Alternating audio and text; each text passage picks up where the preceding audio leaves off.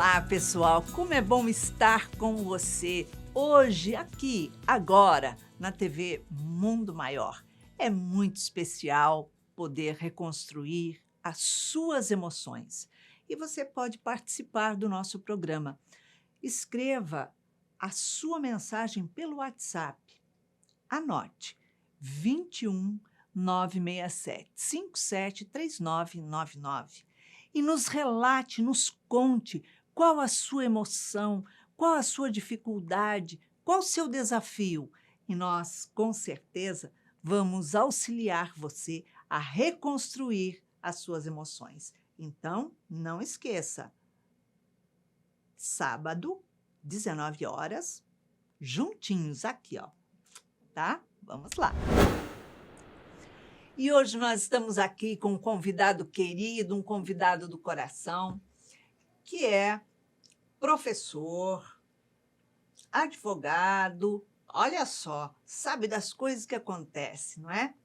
É terapeuta e vem também como especialista no caso que nós vamos contar hoje, que é Nelson Tavares. Seja bem-vindo ao nosso programa, Nelson. Obrigado, Andressa. Obrigado pelo convite. A história que vamos contar hoje é de César Augusto. Ele diz que mora em Ribeirão, São Paulo, tem 38 anos e a vida dele começou complicada cedo, pois ele conta que a mãe dele casou grávida, forçada pelos pais. E ele diz que nasceu e a mãe não conseguia cuidar direito dele, não conseguia dar muita atenção, porque ela vivia sob efeitos de calmantes e medicamentos devido à depressão que ela sentia.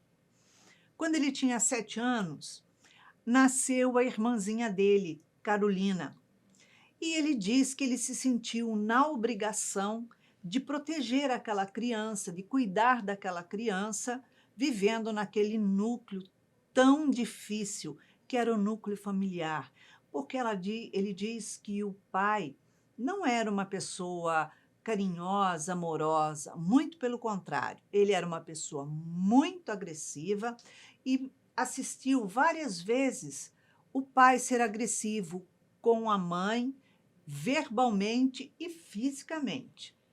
Então, ele cuidava daquela criança. Quando ele entrou para a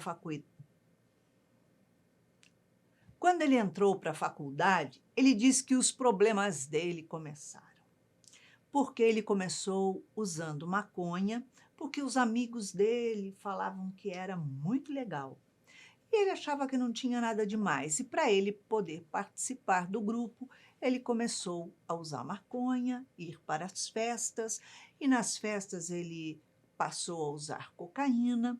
E ele disse que quando tinha 22 anos, ele já estava usando crack.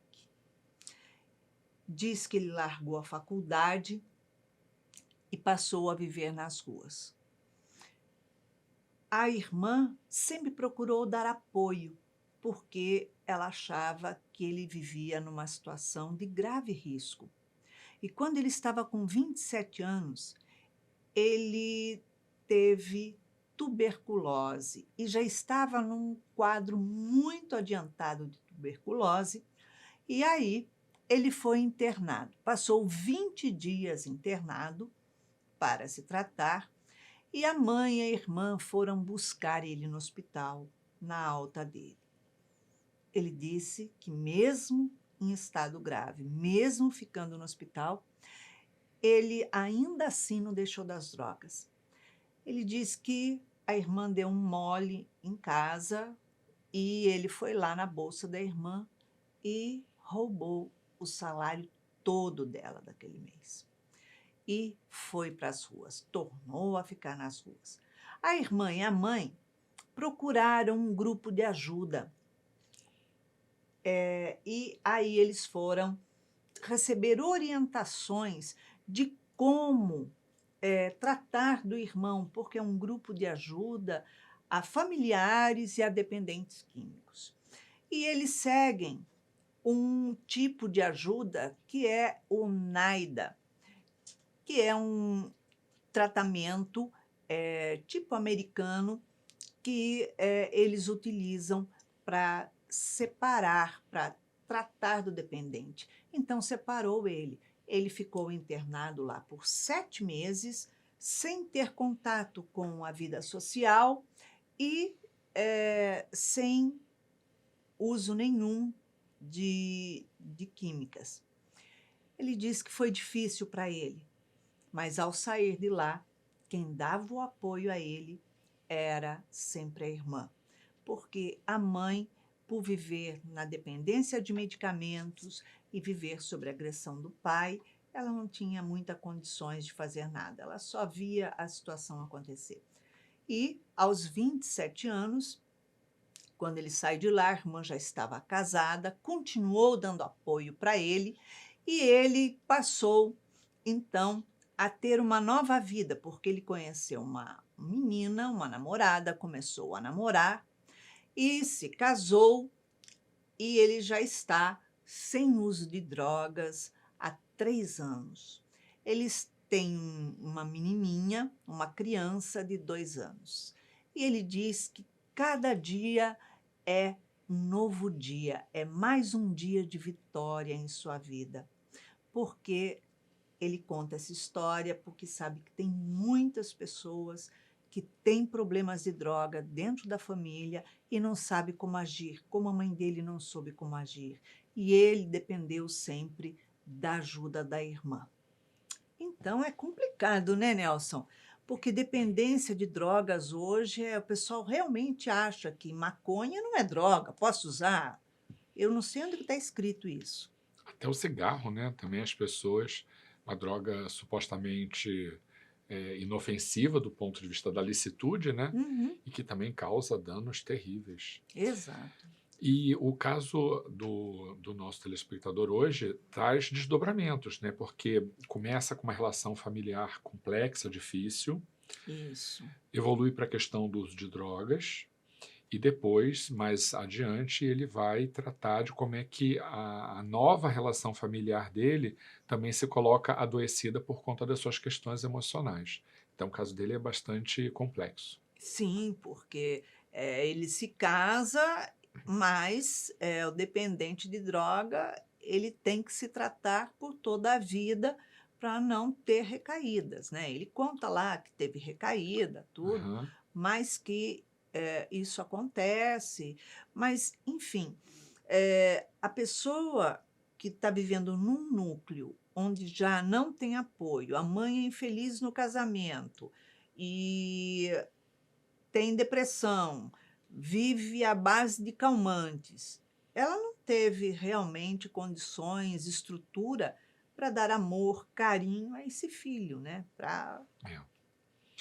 A própria mãe dele já vem de um casamento que é obrigada. Por conta da gravidez, ela é obrigada. sim, E ele é criado pelos avós. exato. Os mesmos avós que obrigaram a mãe dele a casar. Então, a estrutura, né, de educação, de orientação, de valores morais que ele recebe é uma estrutura que traz problemas anteriores. É muito comum é, pais que obrigam filhos a casarem, ver que isso não foi bom e que colocou o filho nessa situação, assumirem a educação dos netos. E como uma tentativa de compensar as dificuldades que tiveram com os filhos, vão para outra ponta, a ponta da permissividade. Isso é muito rotineiro. Isso. E ele que já vem com questões emocionais, que vem com problemas familiares, está vivendo o contexto ideal para o consumo de drogas. Geralmente quando, entra num colégio ou até mesmo numa faculdade, no caso dele foi a faculdade, né, com 18 anos, os amigos que vêm, que já são usuários, tentam trazer outros amigos para fazer parte daquela do grupo de usuários. Agora, ele não tinha esse contato, mas, ele queria conhecer um novo mundo, ele queria ter uma vida diferente. E então, por conta disso, ele se entrega ao uso da maconha. Agora, veja bem, Os jovens acham que a maconha só deixa meio lerdo, meio mole, devagar, mas não é, porque a maconha ela é altamente depressiva. Além dos efeitos nocivos que a maconha traz, que tem toda uma discussão aí sobre a licitude, legalização, descriminalização, são teses diferentes, a gente precisa reconhecer o aspecto que é espiritual no uso de drogas. Sem dúvida. Também, além do biológico, né, do bioquímico, a gente precisa reconhecer o aspecto espiritual. A gente não conhece em plenitude quais são os nossos desafios existenciais e quais são, dentro do nosso planejamento reencarnatório, as dificuldades, as provas que a gente vai enfrentar. Exato. O problema é que qualquer droga, inclusive cigarro, eu vou insistir nisso, é abertura para o consumo de outras drogas mais pesadas. Cigarro e alcoolismo, né? Álcool, o Nossa, consumo de álcool na adolescência é absurdamente alto, altíssimo. Então, o consumo de álcool, o consumo de cigarro, o consumo de maconha, tudo isso abre portas para que essa pessoa se aproxime de substâncias que entorpecem a consciência, o livre-arbítrio, a vontade. E algumas pessoas que têm prova no campo da drogadição, em qualquer uma dessas portas de abertura, vão acabar, sim, consumindo drogas mais pesadas. com certeza, porque começa com maconha, ele conta que ele foi precisando de doses mais fortes, entrou para cocaína e mais forte, e o crack a gente sabe que é o que é terrível, né? A pedra de crack. Ele fez exatamente o caminho que a maioria dos usuários de crack faz. Logo depois de começar a consumir o crack, foi para a rua. Exatamente, porque nada preenche o vazio que fica, nada consegue ocupar um espaço saudável emocionalmente dentro deles, e a dependência, né? Porque tem aquela fissura, aquela É. situação. E o álcool ele contribui muito para a É. dependência, usuários para droga, né? É um É. passo, né? A fala de quem consome álcool em grande quantidade é exatamente que o álcool proporciona essa leveza, esse desprendimento. Acontece que quem tem problemas emocionais tem um problema de base para poder orientar essas escolhas, os seus relacionamentos sociais.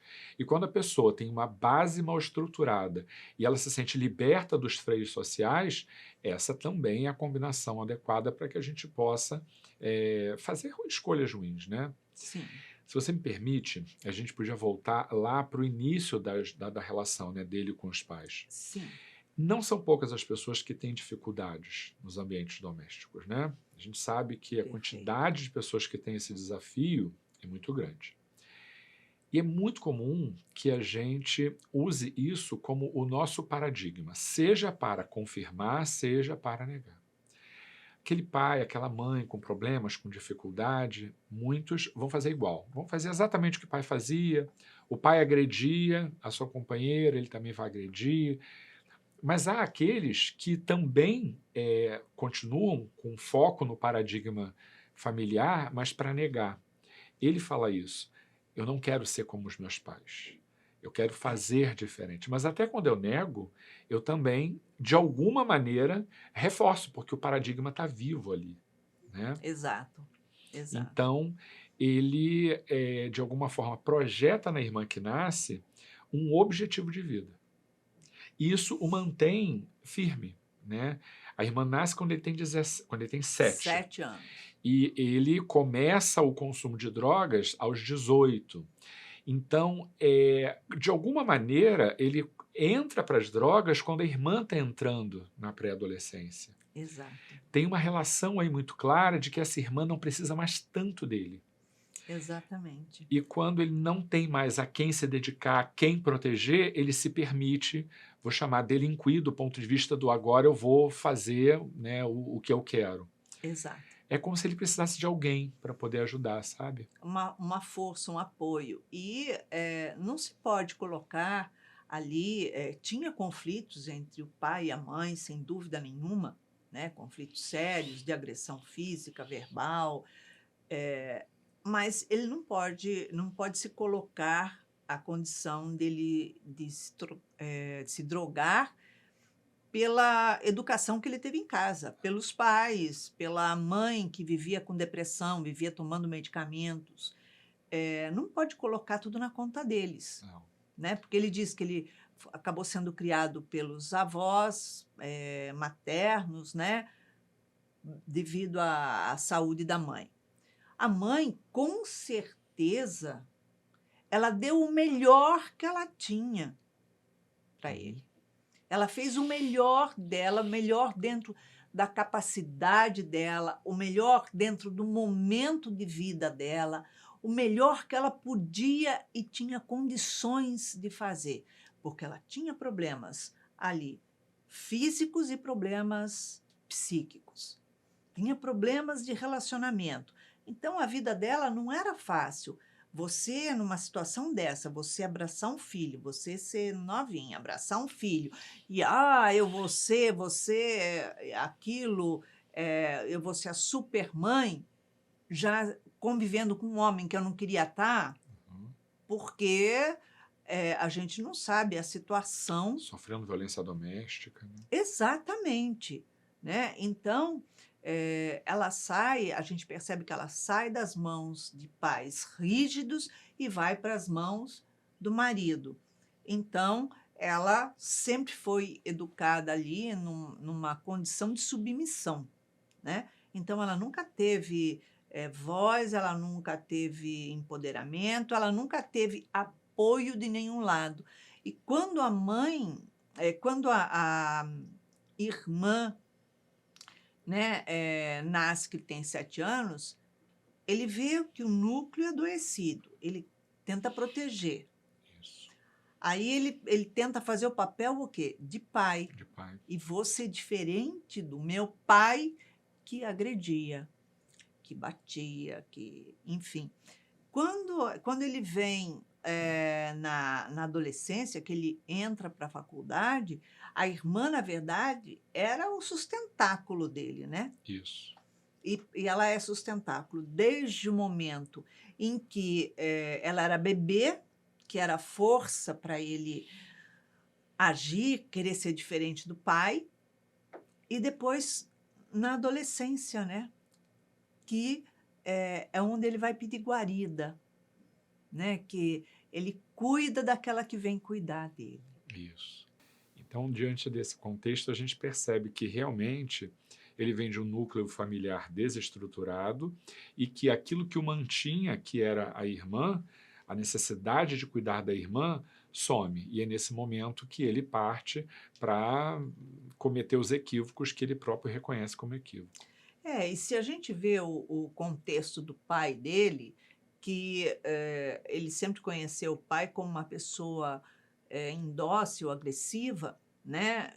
Tanto físico quanto verbal, ele deve vir de um lar, provavelmente, ele não fala dos avós paternos, mas ele deve vir de um lar também muito endurecido, machista, um lar difícil, porque eles se casaram novos, né? E ele já era assim. Agora, por outro lado, ele buscou sair de casa, porque ele sempre queria sair de casa e morar longe, e para longe daquele núcleo familiar, né? De repente, ele se juntou com esses amigos numa válvula de escape do que vivia dentro de casa. Joana de Ângeles fala que o consumo de qualquer tipo de substância de natureza entorpecente tem a ver com fuga. Veja, a irmã vive basicamente no mesmo contexto, né, Exato. familiar, e ela não consome nenhum tipo de droga, pelo que ele narra. Exatamente. Então, a reação de cada um depende muito desse estado emocional, dessa condição psíquica, e pelo que a gente percebe do muito que ele conta com muito detalhe, apesar de a gente não ter contato com ele, ele conta uma história bem rica, ele efetivamente tem um processo de fuga. Sim. E é curioso, assim, que as pessoas chegam normalmente em consultório reclamando muito, né? Porque eu sou assim, porque minha mãe, porque meu pai, porque eu nunca tive isso. Mas é preciso reconhecer que esse núcleo familiar inteiro sofre muito. A família inteira sofre, Claro. né? A mãe é obrigada a casar com uma pessoa que ela não ama, a ter um filho na adolescência, foge para o consumo de medicamentos. Esse pai foge para a agressividade como uma forma, né, de sobreviver aos desafios existenciais que ele carrega. Sim. Esse avô e essa avó assumem a criação desse neto, carregando processos de culpa por ver a filha infeliz e tê-la obrigada a... Todo mundo vive, né, um processo de fuga e de dor muito grande. Então, é difícil até a gente estabelecer responsabilidades nesse caso. Exato. É o caso típico que o tratamento, né, de ordem espiritual completo, né, presença na casa espírita, tratamento espiritual, estudo da doutrina, auxilia demais. Processo, claro, né, terapêutico principalmente, a família inteira precisa ser acolhida, sabe? E se ele fica 20 dias, né? Ele diz que fica 20 dias internado num hospital de tubérculo, né? O que que acontece? Ele passou ali 20 dias sem Sem drogadição consumo. nenhuma. Uhum. Ele deve ter tido lá crises de abstinência, alguma coisa, e deve ser tratado. Mas ele diz que ele não parou de usar droga. Quando ele sai de lá, a primeira coisa que ele Primeira coisa. faz é Furtar o dinheiro da irmã para poder consumir droga. exatamente. Quer dizer, de uma certa forma, isso está nele, né? E como o quadro dele vai sendo estudado, enfim, existem muitos grupos, né, de apoio a familiares, porque quando um na família está com depressão, a gente sabe que o núcleo fica adoecido.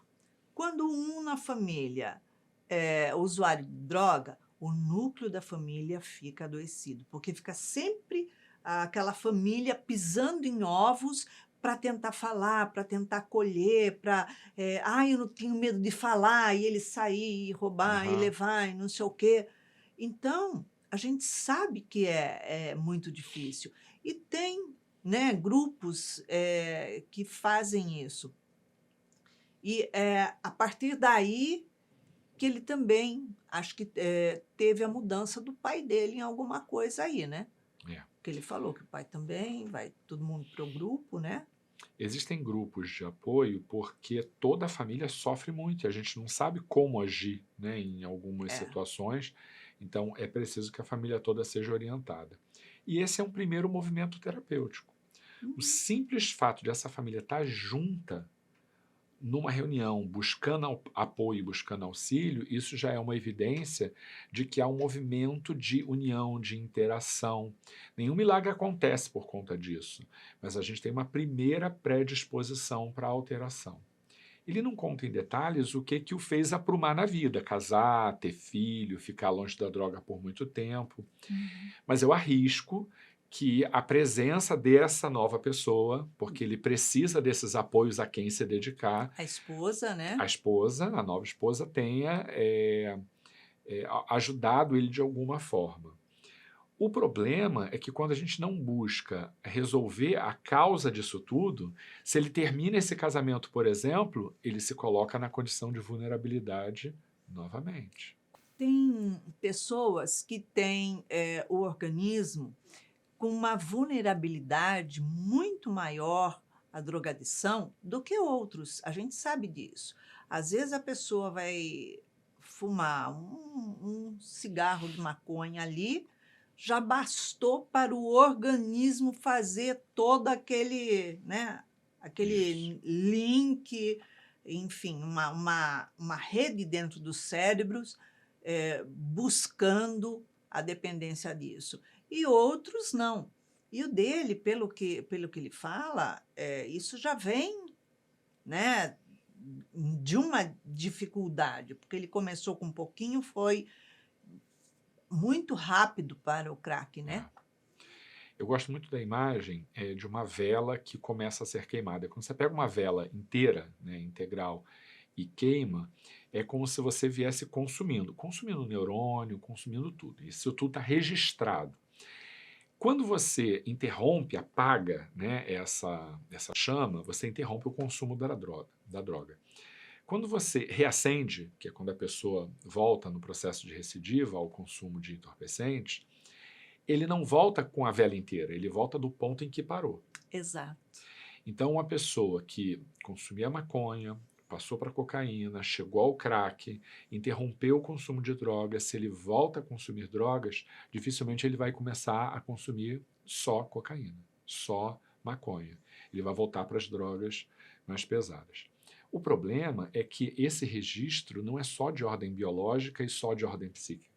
Ele é também de ordem perispiritual. É por isso que essa vulnerabilidade a que a Iracy falou, ela se registra no corpo. Aí a gente pergunta, mas é uma questão que é genética, de onde vem isso? A gente sabe que a essência de todas essas questões está no espírito. Então são pessoas que, em geral, tiveram um processo de drogadição, provavelmente, em encarnações próximas anteriores. Então ele carrega, é como se a vela tivesse Na ali, genética ela ali parou, mas ela já está queimada, o processo já está iniciado. Exato. Então ele não vai do começo, como uma outra pessoa que não teve, em encarnações recentes, o contato com aquelas substâncias. Exatamente. Por incrível que pareça, né? Dentro da neurociência, dentro da genética, os estudos que evidenciam até o vício e a depressão para as drogas, muitas vezes vem quando aquela criança estava no útero da mãe antes de ter 4 meses, Sim. né? Então, quando no caso de uma menina, uma situação assim, o óvulo que já está formado quando ela está no 4º mês, na barriga da mamãe, já encontra-se a deficiência. Para quando essa criança nascer, essa criança ter filhos, essa criança. Então, já tem uma estrutura que já vem a dependência de determinadas coisas, né? Eu acho que é muito válido a gente trazer aqui esses grupos de ajuda, grupos de apoio, porque não é falando, né, para a pessoa que está drogada, você não serve para nada, já vai usar outra vez, né? Não é massacrando como o pai fazia, mas, muito pelo contrário, acolhendo com amor, mas também não é para passar a mão na cabeça. Vamos combinar. A verdade é que esses grupos já estão treinados, eles estão acostumados e têm ferramentas mais importantes, né, do que a da família. Porque as pessoas acham que se essa pessoa, né, que está se envolvendo com drogas, tiver alguém que fiscalize, que o ame, tudo isso tudo é importante, mas isso vai livrá-los do consumo da substância e não vai. Existem outras questões mais complexas por trás disso. Não é a falta de amor. Não tem a ver com amor. Porque muitas pessoas falam assim, eu sou assim porque eu não tive amor do meu pai, não tive amor da minha mãe, eles não souberam me dar carinho, não souberam me carregar, não souberam, meu pai nunca carregou. Eu lembro da minha mãe contando ali na presença do meu pai que meu pai não carregava os filhos dele no colo para não amassar a calça. Né? Então, quer dizer, olha só, não pegava no colo. Em compensação, eu me atirava, eu era caçula, eu me atirava. Nossa Senhora, né? Era uma diferença. Mas isso não me fez ser menos carinhosa ou os irmãos serem menos carinhosos, porque não é como o exemplo que está ali, mas muito pelo contrário. Se você tem uma rejeição daquela situação, você automaticamente vai ser diferente, né? E o pai dele, como tinha muita agressividade, ele pode estar sendo de alguma situação, sendo envolvido para expressar também a sua agressividade. Ou seja, enquanto não se contraria, a pessoa não é agressiva, ela não né? Agora, no momento que a pessoa é contrariada, é que a gente vai saber, vai descobrir. Porque a mãe dele, você vê que, por ela estar sempre ali com medicamentos, tal, ela não conseguia, estava sempre dopada de remédio, de calmantes. Ele escreve lá, calmantes, né? Então, ela não conseguia dar atenção, dar carinho, dar os cuidados para o filho. E a gente não sabe também se durante a gravidez ela já não tomava medicação. Ele pode guardar, sim, nessa memória, né, genética e perispiritual, essa Uhum. predisposição para medicamento. É muito complexo, né? A gente precisa conviver, né, mais de perto com o paciente para poder saber que contextos são esses, mas há muitas pessoas que iniciam o consumo de drogas como uma forma de punição dos pais. Pais ausentes, pais que esse paciente recrimina por alguma razão, e a gente sabe o quanto pais sofrem com filhos que consomem drogas, e muitos deles iniciam como uma forma de punir os pais. Então, tanta coisa Isso. pode acontecer, é por isso que o sucesso de qualquer processo de desintoxicação tem que ser acompanhado pelo processo psicoterapêutico. E as pessoas que têm menos recursos, porque é caro, né, fazer isso, Sim, tem como única saída, às vezes, os grupos de apoio. Daí a exatamente. importância que esses grupos, todos eles, né, dos narcóticos anônimos a outras formas de ajuda, trazem para essas pessoas com menos recursos financeiros. Exato. Vale dizer que, como ele diz, cada dia é um dia, né? Então, eles utilizam, inclusive, essa forma de falar: "Ah, estou limpo há Ah, X tantos dias. anos, estou limpo há tantos meses, tantos dias". E, se a pessoa cai, em algum momento ela desliza, escorrega e tem uma recaída e volta, o que que levou ela a ter essa recaída? Por isso, Joana, quando trata dessa questão, Joana tem um livro chamado Vida, Desafios e Soluções, porque não adianta só a gente identificar os desafios, a gente tem que buscar as soluções, Uhum, né? com certeza. Ela trata sobre a questão das drogas e ela fala muito da necessidade do preenchimento desse vazio, porque, em geral, quando você olha para os lados e não tem o que fazer, você não tem meta, você não tem orgulho da sua trajetória, você não tem apoio familiar, o que a gente faz? A gente acaba indo para a fuga. E uma das estratégias de fuga para essas dificuldades existenciais muito graves acaba sendo a droga, porque ela efetivamente entorpece, ela cessa o sofrimento naquele momento. Depois piora, mas É, no primeiro momento gera essa sensação de solução do problema. exatamente. A gente sabe que, tem jovens, tem situações, né, que, o jovem começa a utilizar a droga já de muito jovem e tem todo o apoio familiar, todo o carinho, toda a atenção, tem tudo ali, tem até demais.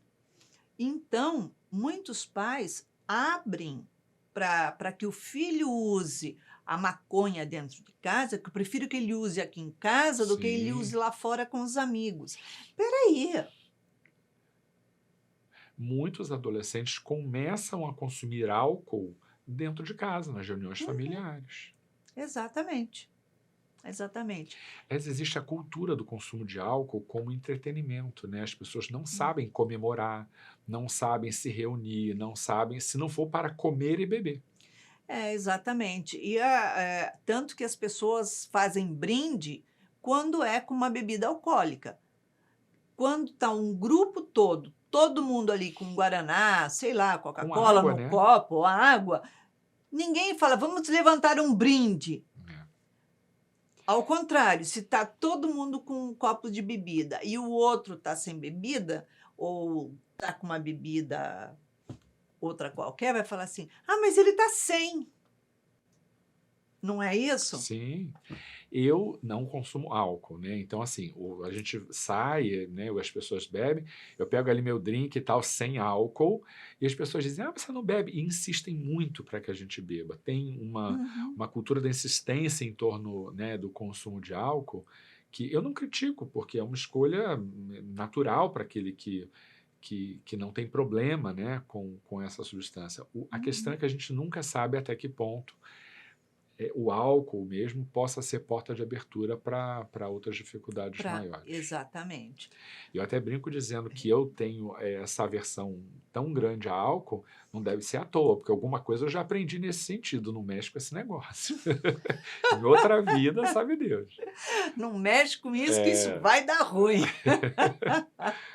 Mas é verdade mesmo, né, hoje em dia, a facilidade para se obter tanto cigarro, como droga, como álcool, como qualquer drogas lícitas e ilícitas, é muito grande, é é, muito grande.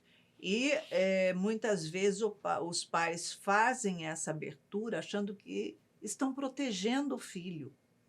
Não, você está, alimentando, viciando, você está custeando, porque se ele não trabalha, ele não tem como. No sim, caso do César Augusto, ele diz que a mãe dele ficava só olhando o que acontecia e presenciando ele pegar as coisas em casa para vender, para custear a droga. Quer dizer, faltou ali com certeza uma atitude. E ela não tinha condições, né, nessa situação de dar. Mas é algo extremamente delicado, a drogadição, né, é. e muito mais comum dentro dos lares do que se pode imaginar. É uma dor que a família carrega, né. Nelson, em uma palavra, uma emoção para o César Augusto reconstruir nessa situação. Bom, primeiro eu quero ponderar que ele mesmo narra que ele agora já está sem consumir drogas há 3 anos e que ele conta a história dele também para motivar pessoas a entenderem que mesmo num contexto de morar em rua, consumir crack, que é possível se livrar das drogas, né? Mas mesmo agora que você se sente pleno, com a sua vida caminhando, eu ainda vou recomendar que você trabalhe a questão do medo.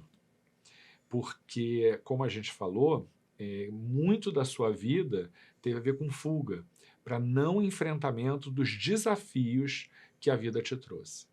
E quando a gente, em algum momento, tem essa estaca, né, esse pilar que nos sustenta abalado, a gente acaba recaindo. A gente espera, óbvio, que você não tenha nenhum outro tipo de recaída, que você seja pleno, que você seja feliz, mas é importante você trabalhar a questão do medo. Porque no momento em que você se sentir autossuficiente para poder enfrentar os seus desafios, provavelmente aparecendo um desafio ao longo da sua trajetória, você não vai ter novas recaídas. Com certeza, com certeza. A gente sempre busca uma bengala psicológica, né, para Sempre. ir se Que podem ser sentimentos, sensações ou podem ser pessoas. é isso mesmo.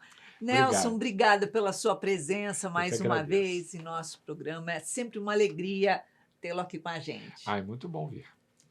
Obrigada.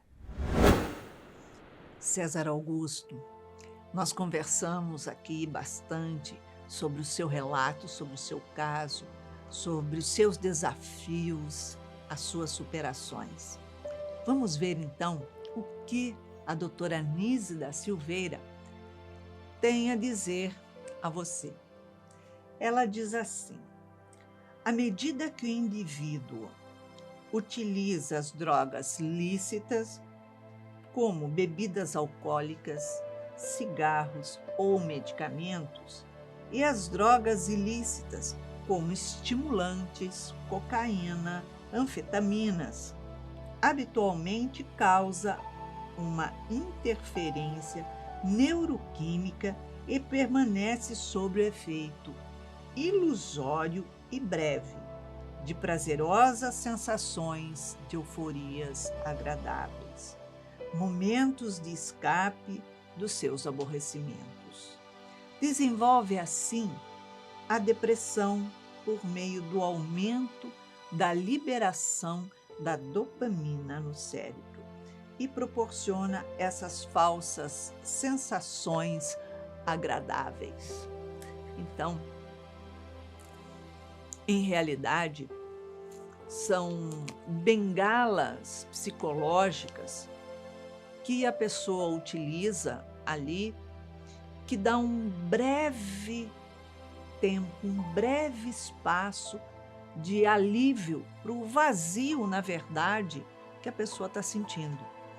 Nós temos acompanhado vários jovens, né, e conversando com eles, por que é que eles estão utilizando drogas, por que é que eles começaram a fazer isso. E muitos deles nos disseram: eu não tinha o que fazer. Esse não tinha o que fazer não era só o vazio existencial que estava dentro dele, mas porque ele não tinha tarefa, não tinha obrigações, não tinha compromisso. Porque os pais falam assim: olha só, a sua responsabilidade, o seu compromisso é estudar, só estudar, não precisa mais fazer nada, só estudar. Ok. E nesse tempo que ele não está estudando, ele faz o quê? Pois é, inconscientemente, ele tem a sensação de inutilidade dentro daquele núcleo familiar. Por isso a importância do jovem, da pessoa que está educando, né, o responsável que está educando uma criança, de dar atividades e responsabilidades para eles fazerem dentro de casa. É fundamental isso. Ocupar esse tempo com tarefas que vão ser, no dia de amanhã, responsabilidades para eles, como um compromisso íntimo que eles já aprenderam, já treinaram e que eles necessitam. Não importa o que ele vai fazer. Você põe uma criança para tirar a mesa, colocar a mesa do almoço, do jantar, guardar os brinquedos dela, esticar a cama, mesmo que fique mal feita, mas que você tenha que ir lá consertar. Mas são tarefas, responsabilidades que ocupam esse tempo de vazio das crianças e dos jovens. E isso é necessário, porque todos nós, dentro de uma família, num núcleo familiar, temos as nossas responsabilidades. Se coloca a responsabilidade na mão do provedor da casa. Isso é meu pai que tem que fazer. O almoço, o jantar é responsabilidade da minha mãe de servir, de estar. E a sua? Então, é isso aí. Vamos fazer do núcleo familiar um núcleo verdadeiramente social, com todos se comprometendo, assumindo as suas responsabilidades dentro daquela família. Então, se você quiser participar do nosso programa, nos envie a sua mensagem pelo WhatsApp 21 967 573999. E quem sabe no próximo sábado, às 19 horas, aqui na TV Mundo Maior, estaremos juntos, reconstruindo as suas emoções. E não esqueça de acessar lá na nossa playlist os outros temas dos outros programas. Tem muito conteúdo para você. E para que você tenha uma semana de paz, alegria, deixamos aqui um beijinho super carinhoso. Fique em paz.